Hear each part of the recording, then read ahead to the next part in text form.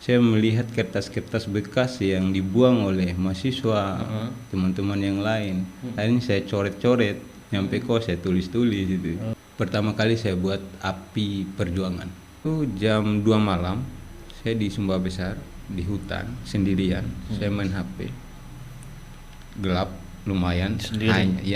Hanya berteman sama Vespa waktu itu.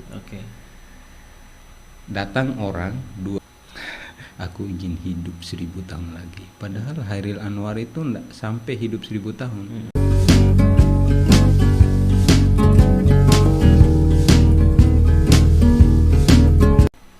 Assalamualaikum warahmatullahi wabarakatuh. Halo YouTube, selamat datang di channel Wira Podcast, ngobrol santai tanpa beban. Hari ini saya akan memperkenalkan, atau mungkin sebagian Anda juga sudah tahu orangnya. Datang dari jauh sana, dari Bima, tepatnya dari Sape ya. Dia adalah Hairudin Skoter ya. Kalau nama aslinya apa? Hairudin gitu ya. Bone Haba. Alhamdulillah sehat ya. Limbu Ade ya. Limbu Ade. Jadi sahabat kita ini dia nanti kita akan banyak bercerita ya. Dan suka naik motor sebenarnya. Naik Vespa ya. Naik Vespa, tapi tidak hanya naik saja, tapi membuahkan hasil. Dan hasilnya itu berbeda dari kebanyakan. Kalau orang naik apa namanya Vespa, skuter itu kan ya selain foto-foto banyak tempatnya. Ini kok hasilnya buku. Dia ini menulis satu buku. Dia adalah penulisnya, namanya judul bukunya Vespa Islami. Ini yang pertama ya. Itu yang pertama. Ini yang pertama. Ini yang kedua, Vespa Berdakwah dengan Cinta. Aku ingin hidup kalau aku mati. Wah, luar biasa. Ini kita akan tanya-tanya dulu ini.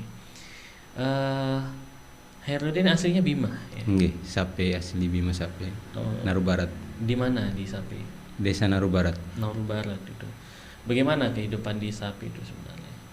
Ya backgroundnya Hairudin lah, di Bima itu bagaimana, di Sape itu bagaimana? Dalam hal apa? Sekolah dulu di mana? Di Sape juga? Iya, di Sape. Saya sekolah di waktu SD MI Al Munawarah. Terus SMP di MTS Negeri Sape. MTS Negeri Sape. Di SMA-nya saya di SMA Negeri 2 Sape. Kuliah di Universitas Muhammadiyah Mataram. Ya. Nah, jadi dari Sape terus langsung ke Mataram ya untuk kuliah. Ambil apa? Fakultas apa di Muhammadiyah? Fakultas Keguruan dan Ilmu Pendidikan, jurusan Bahasa dan Sastra Indonesia. Jadi memang backgroundnya di sastra Indonesia itu gitu ya. Nah, kalau kapan mulai suka nulis? Saya mulai menulis tahun 2014. Ya. Waktu saya pertama kali masuk di salah satu perguruan tinggi di Universitas Muhammadiyah Mataram. Karena zaman saya waktu itu tidak punya HP yang secanggih ini. Belum ada ya. Iya, masih belum, HP biasa gitu ya. HP biasa, HP Nokia biasa itu. Jadi waktu pertama kali saya mulai menulis, waktu itu masih saya ingat, saya disuruh sama senior waktu itu maju untuk membacakan puisi. Oh gitu. Oh, keringat saya. Oh gitu ya. Jadi sebelumnya belum kepikiran mau buat puisi? Iya, belum. Karena waktu zaman saya kuliah, saya membacakan puisi-puisi Biji Tukul, Baisyo Endra dan lain-lain itu, Chairil Anwar. Iya. Saya tetap berpedoman sama guru-guru saya itu. Jadi disuruh dibaca sama senior terus bagaimana? Gimana, Pak? Setelah disuruh baca puisi? Itu saya enggak tahu karena awal pertama kali saya disuruh, apalagi di depan orang banyak, keringat saya. Takut, gugup. Tapi akhirnya dari situ inspirasi itu yang termotivasi saya mulai menulis. Akhirnya waktu itu kan saya pergi ke kos jalan kaki waktu itu saya melihat kertas-kertas bekas yang dibuang oleh mahasiswa, teman-teman yang lain. Akhirnya saya coret-coret, nyampe kos saya tulis-tulis itu. Akhirnya 4,5 tahun saya kuliah. Dari kumpulan-kumpulan itu saya tempel dalam dinding-dinding kos saya, hampir penuh. Oh gitu. Iya. Masih ingat nggak judul puisi pertama kali yang dibuat? Masih. Apa judulnya? Pertama kali saya buat Api Perjuangan. Api Perjuangan. Bercerita tentang apa? Kehidupan saya. Kehidupan pribadi. Iya. Oke, luar biasa. Semangat juang. Semangat berjuang gitu ya. Nah setelah itu? Iya, saya tempel, akhirnya ada ratusan tulisan. Ya? Iya, ada ratusan tulisan yang saya kumpulkan. Setelah saya balik kampung, dimintalah sama teman, kebetulan juga beliau telah banyak menerbitkan buku, namanya Bang Hermansyah HRJ. Hanya diminta untuk menerbitkan ini bukunya gitu ya. Oke. Termotivasi terbit buku. Oh, jadi akhirnya di Vespa Islami ini itu kumpulan yang itu berarti? Iya, dari sekian perjalanan hidup saya hampir 7 tahun saya tulis buku itu. Di sini ya, mulai tahun 2014 sampai tahun 2020. Luar biasa. Yang satu ini Vespa Berdakwah dengan Cinta itu 1 tahun saya tulis. 1 tahun yang ini ya. Oke. Ini Vespa Islami, dulu pertama kali kita ketemu kan Herudin memperkenalkan yang ini ya, jadi ini kumpulan puisi-puisi itu gitu ya. Antologi. Oke. Dan lebih banyak bercerita tentang apa sih sebenarnya di dalam Vespa Islami ini? Semacam spiritnya itu apa di sini? Sesuai dengan kisah pengalaman hidup dari latar belakang saya. Dari waktu dulu kan ceritanya begini. Kuliah itu saya berpikir cita-citanya jadi guru. Sesuai dengan sumpah serapah saya waktu yudisium dan wisuda. Saya lamar kerja sana sini dan hampir semua sekolah di kampung halaman saya itu saya taruh lamaran. Dan sayangnya tidak ada satupun yang menerima saya. Di kampung kamu sendiri? Iya. Akhirnya saya minta izin sama ibu saya untuk saya dibelikan Vespa. Vespa. Iya, ibu juga ndak sempat mengizinin untuk beli Vespa. Terus? Tapi saya memberikan pemahaman. Saya ingin belajar dan mengajar di jalanan aja, Bu, dengan menggunakan Vespa. Saya bilang begitu sama ibu. Belajar di jalanan artinya? Saya belajar dan mengajar di jalanan. Mengajar siapa? Teman-teman saya atau saya juga banyak belajar dari teman-teman saya. Terutama nilai-nilai gotong royong, nilai-nilai kebersamaan. Itu yang paling penting. Akhirnya diizinkan beli Vespa. Alhamdulillah diizinin. Vespa apa waktu itu? Vespa yang standaran. Saya 2 punya Vespa. Yang ekstriman dan yang standaran. Kalau yang standar itu harganya berapa waktu itu beli? Kalau nggak salah 55 waktu itu, 5.500.000. Lumayan ya harganya ya. Iya memang. Saya dulu pernah pakai Vespa juga. Wah, keren. Iya. Saya pernah pakai Vespa dulu sekali juga. Sebenarnya masih ada sih satu tapi belum sempat dilirik dulu gitu ya. Karena lumayan ya, belum ada waktu sih ya. Tapi memang asik ya. Terus pengalaman bervespa itu bagaimana? Banyak nilai-nilai yang terkandung di dalam Vespa itu. Apa? Selain pengalaman, Vespa mengajari saya tentang kesabaran dan kesyukuran. Kesabaran ya. Karena kalau mogok pasti Bapak tahu karena pernah ngalamin itu. Kalau mogok memang sabar sekali. Iya, maksudnya selain mogok, apa hal yang latar belakangi saya juga mengangkat judul buku ini. Saya bawa Vespa yang ekstriman misal. Ekstrim. Iya. Banyak orang-orang yang melirik saya ketika saya bawa Vespa itu. Bahkan tidak hanya melirik, ketika Vespa saya parkir, sering sekali saya mendengarkan orang-orang yang istighfar. Astagfirullahaladzim. Itu artinya istighfar itu kan hamba mohon ampun ya Allah.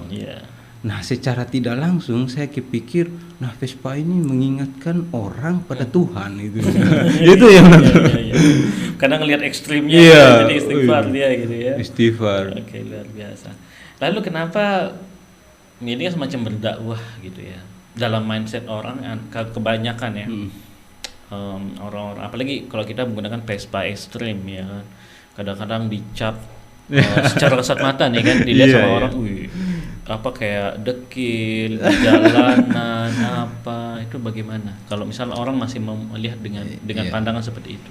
Tapi sisi lain saya merasa bersyukur, sebenarnya itu motivasi untuk kita bagaimana caranya kita untuk memberikan pemahaman bahwa tidak serta-merta yang secara empiris ataupun yang secara nampak itu seperti itu adanya gitu.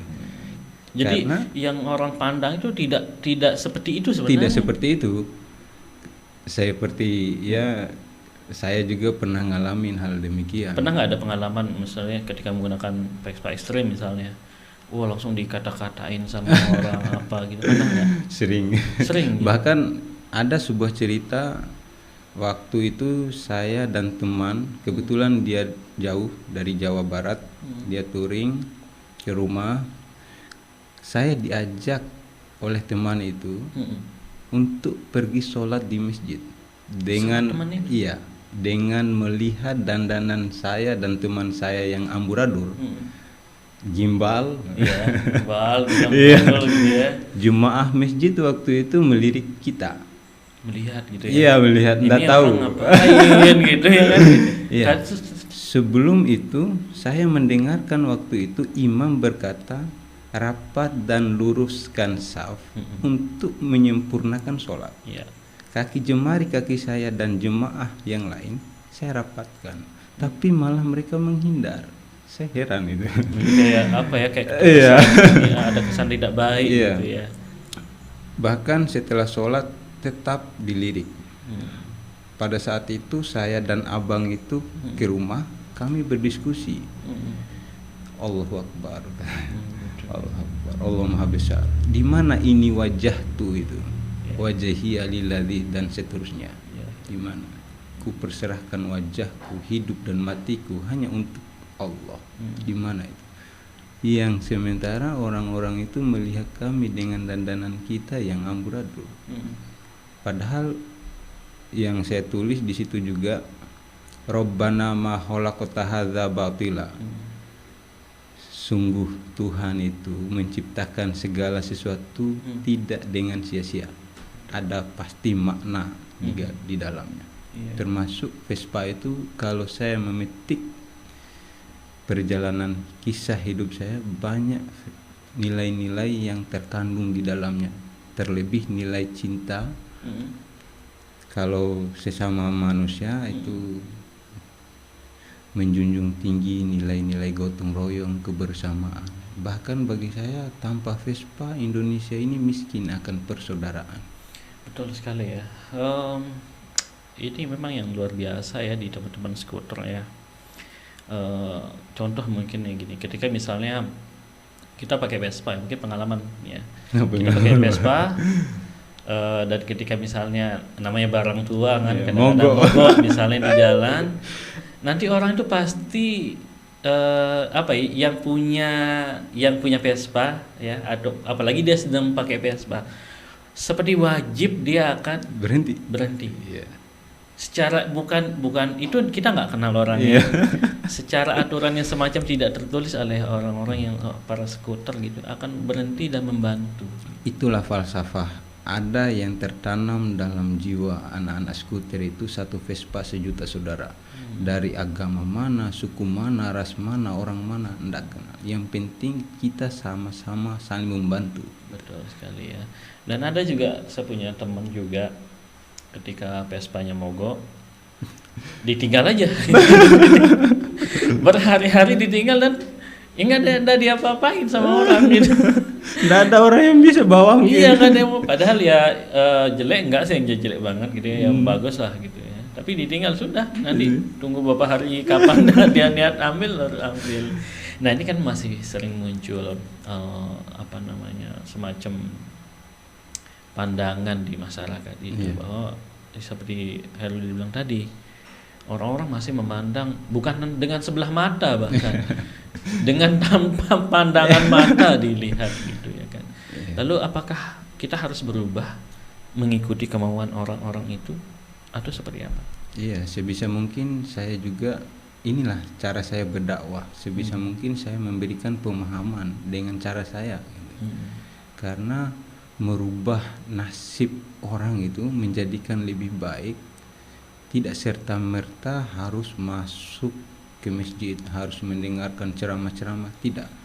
Cara kita untuk memberikan kesadaran terhadap orang di lorong-lorong, di desa-desa, di kampung-kampung, di jalan-jalanan gitu. Ya, bahkan kadang-kadang misalnya begini Herudin ya, mereka tidak tersentuh gitu. Iya. Iya kan?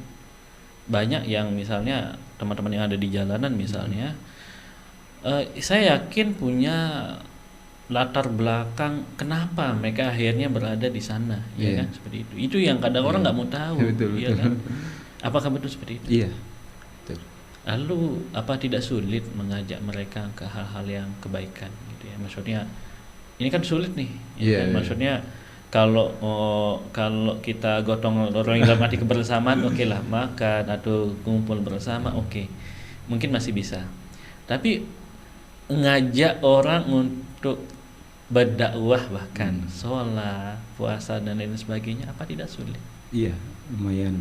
Tapi saya ingat hadis riwayat Ahmad yang mengatakan di sana, barang siapa yang mengajak orang dalam hal kebaikan, yang membantu orang dalam hal kesusahannya, maka Tuhan akan meninggikan, akan dimudahkan oleh Tuhan di dunia maupun di akhirat kelak. Ini tugas kita sebagai khalifah manusia untuk saling mengajak orang dalam hal kebaikan. Bahkan saya pernah dapat di dalam buku Al-Ghazali itu mengatakan, waktu itu Nabi dan sahabat, Nabi memberitahu kepada sahabat, wahai sahabat, maukah aku beritahu sesuatu yang lebih utama daripada sholat, puasa, zakat dan lain-lain?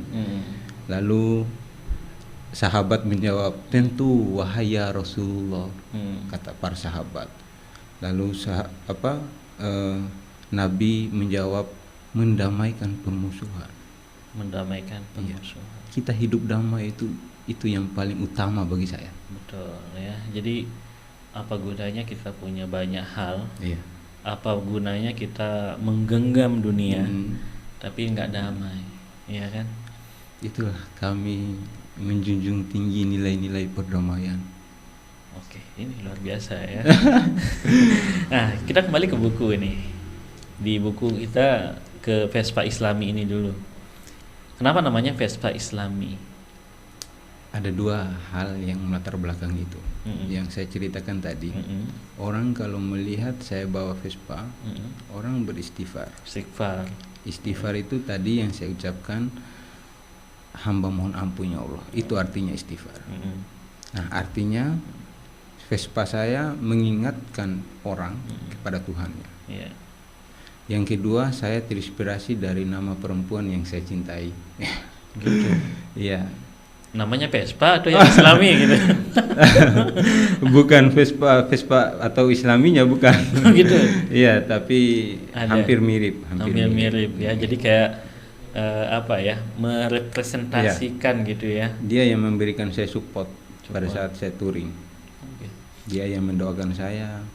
Masih sampai sama dia sekarang? Atau sudah jadi milik orang lain? Biarkan alam yang mencatatnya sejarah ya. itu. Luar biasa. Tapi kadang-kadang begini Herudin ya.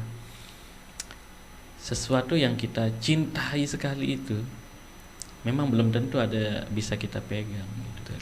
Tapi cinta adalah cap cinta, dia ada di dalam hati, ya kan? Sampai kapanpun dia akan tetap ada di sini, ya kan?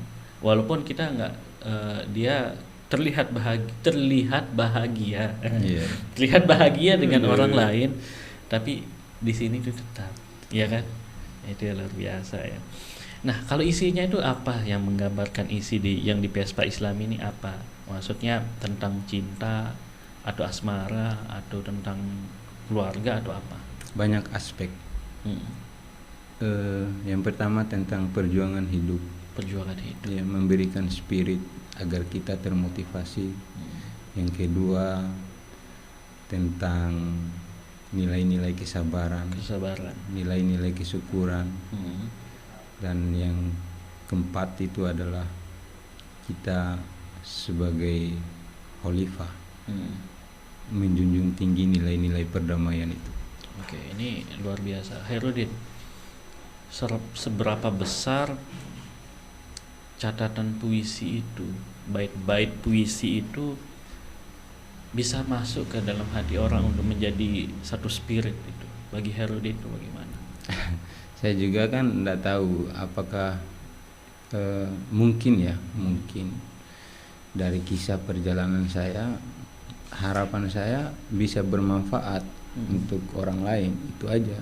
Karena bagi saya kesuksesan, kebahagiaan itu bila mana kita sebagai manusia bisa bermanfaat untuk ciptaan Tuhan yang lain. Kalau orang membaca, sekilas membaca satu bait dan seterusnya, mungkin kalau tidak mau memaknai langsung aja kan datar gitu.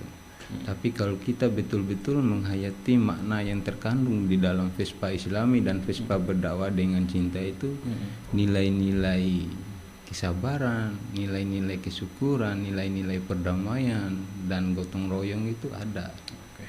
Sebelum lanjut, ngopi dulu. Kita minum ya, santai silakan. Iya Pak. Ngopi Pak? Iya, kita ngopi dulu santai.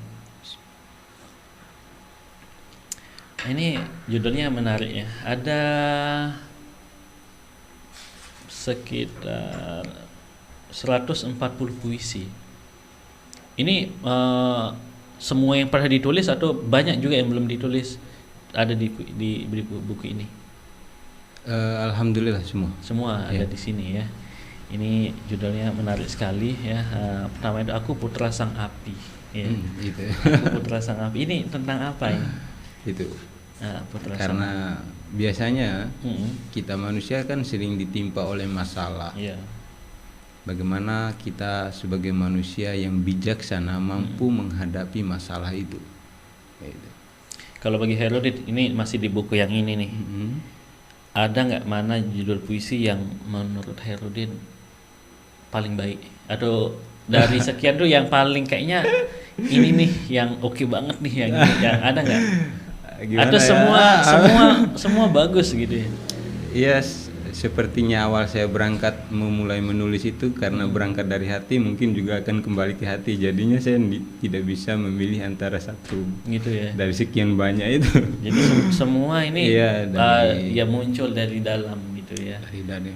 Oke, ini yang luar biasa ya. Jadi bagi Anda yang memang suka dengan puisi, kalau saya pribadi Herudin ya, memang saya ya alhamdulillah suka membaca saja sih.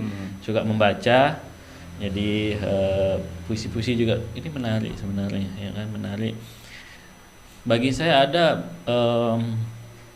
kalau kita membaca satu ya bait-bait semacam puisi begitu, itu apa ya, kita seperti memasuki dunia lain gitu. Dunia hayal.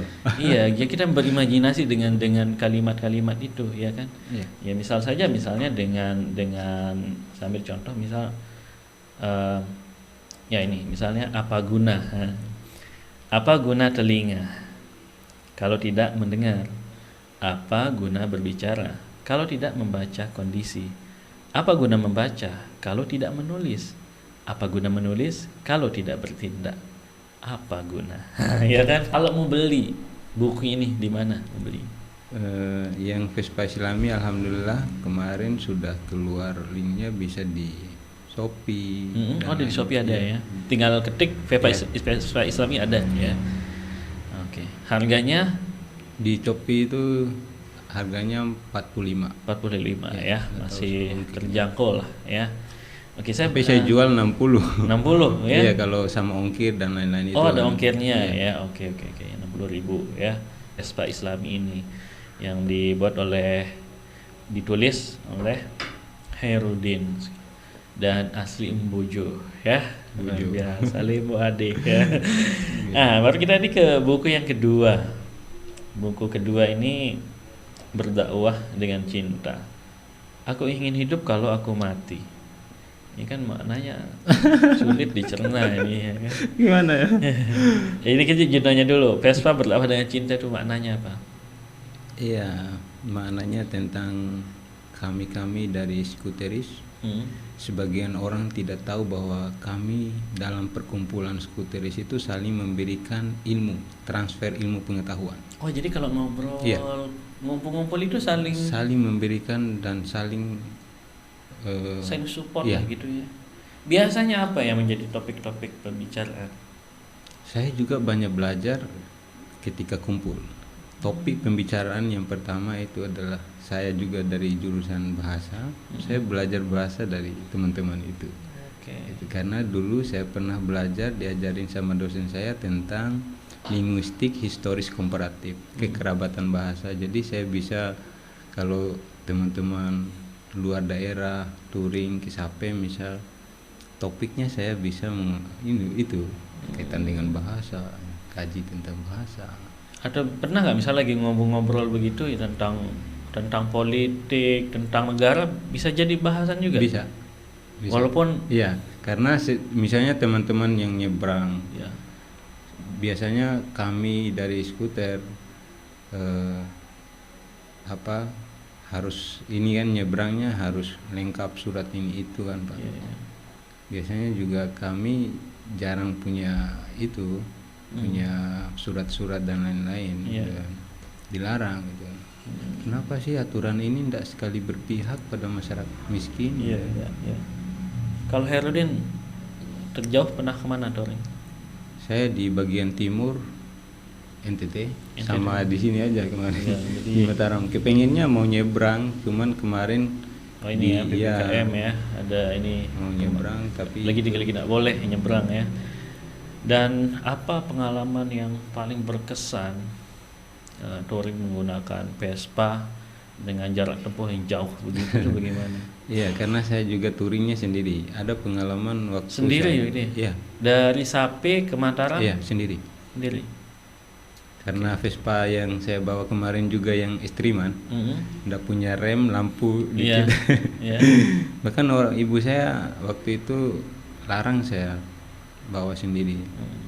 Tapi saya betul-betul niat sesuai yang dianjurkan oleh Islam itu, inna amalu biniat, segala sesuatu tergantung daripada niat. Kalau kita sudah punya niat itu kekuatan itu datang sendiri. Alhamdulillah. Ini kan PSP dari Sape ke Bima aja dulu kan tanjakan berkelok-kelok tinggi itu. Mampu naik nggak Vespanya? Alhamdulillah. Bisa naik? Bisa. Itu sedia bahan, bensin segala macam bagaimana? Saya bawa Cergen yang besar itu. Oke. Apa pengalaman paling menarik ketika perjalanan? Di jalan waktu itu jam 2 malam, saya di Sumba Besar, di hutan sendirian. Saya main HP. Gelap lumayan. Hanya berteman sama Vespa waktu itu. Oke.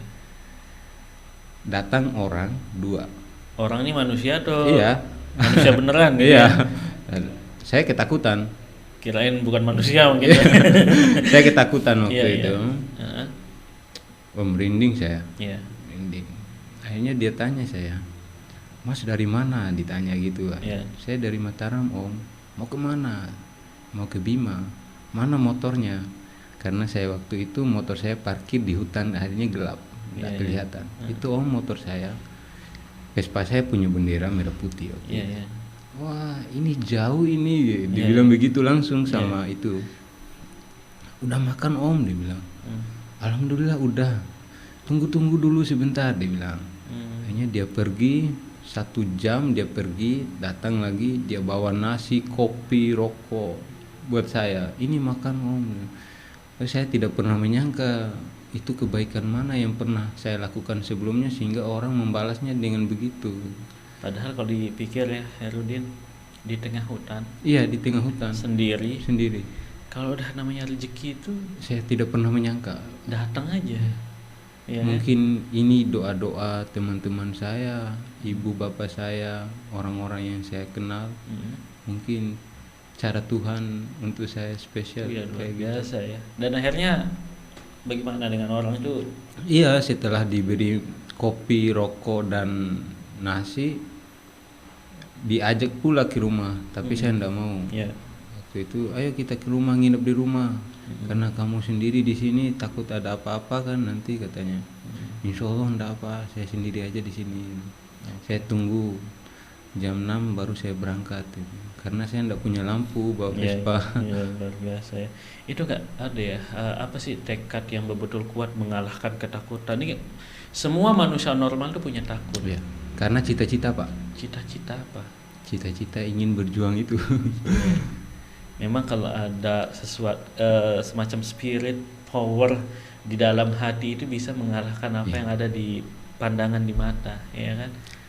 Kalau kita punya cita-cita yang besar, insya Allah rasa takut itu akan hilang, rasa sakit itu akan hilang. Luar biasa. Ini saya setuju itu. Ya. Setuju itu ya. Jadi ketakutan yang besar itu bisa hilang. Apa pandangan mata kita? Kadang kita takut itu dengan bayangan kita sendiri. Bayangan nanti ada ini ada itu. Padahal tidak. Kalau kita lewati itu tidak ada apa-apa gitu kan.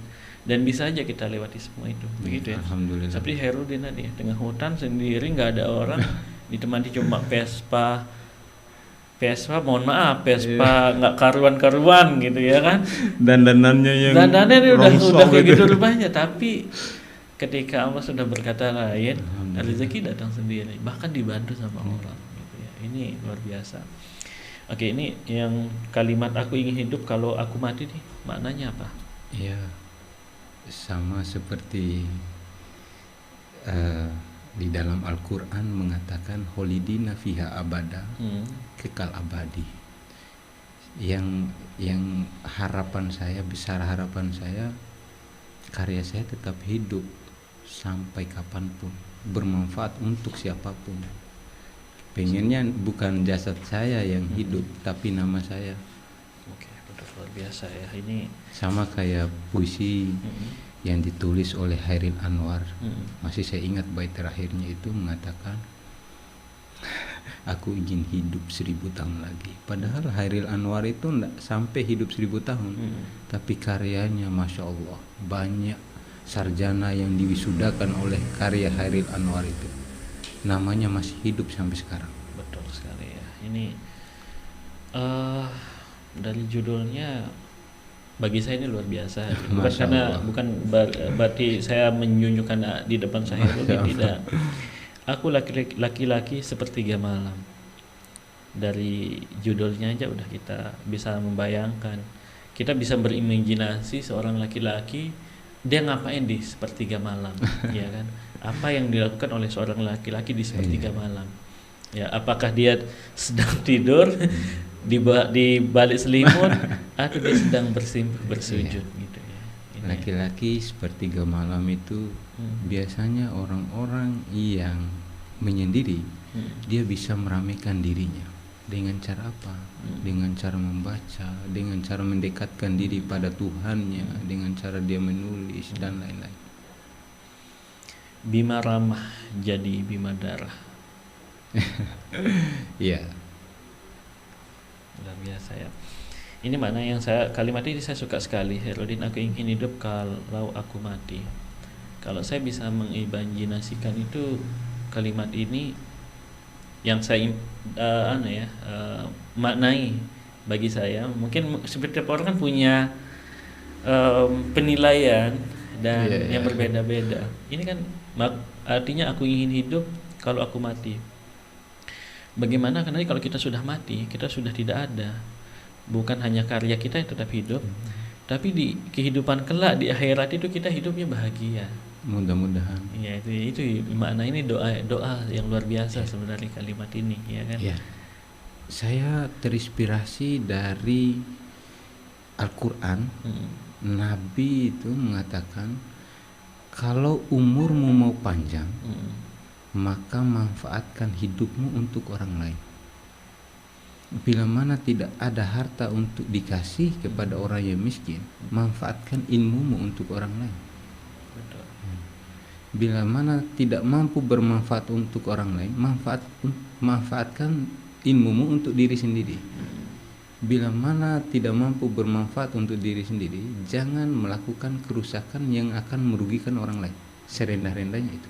Betul ya, luar biasa. Apalagi sebaik-baiknya orang tuh memang yang bermanfaat untuk orang lain. Ya, hadis riwayat Ahmad di situ mengatakan.